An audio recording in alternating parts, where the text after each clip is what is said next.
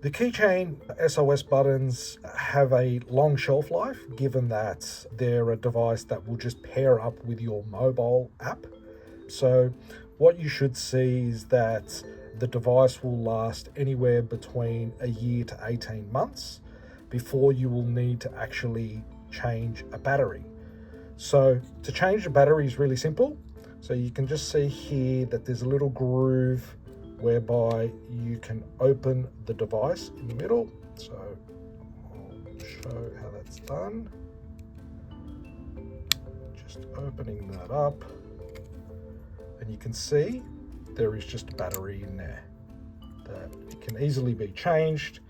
It's a CR2032 lithium battery that you can buy at any outlet, and then you can simply change the battery at your own convenience, so you can continue to utilize the device moving forward.